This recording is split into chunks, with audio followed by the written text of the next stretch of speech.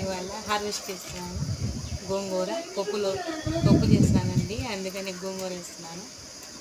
Hi అండి, నేను మీ కవిత. బాగున్నారా? మేము బాగున్నామండి.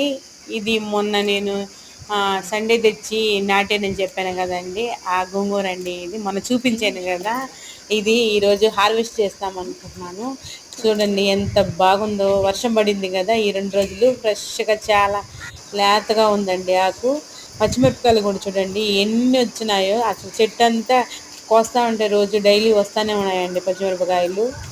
కారం అయితే లేవండి, గింజలు లేవు, గింజలు లేని కాయ. ఎంత గోంగూర వచ్చిందో చూడండి. చూస్తూ గోంగూర ఉంటే ఎంత చాలా ఫ్రెష్గా ఉందో నోరూరింది. చూడండి. పచ్చిమిరపకాయలు ఇంకా ఉన్నాయండి, అవి పోయలేదు. ఇవాళ పప్పు చేసుకున్నాను. పప్పు గోంగూర అండి ఇవాళ. నచ్చితే లైక్ చేయండి, సబ్స్క్రైబ్ కూడా చేయండి ప్లీజ్.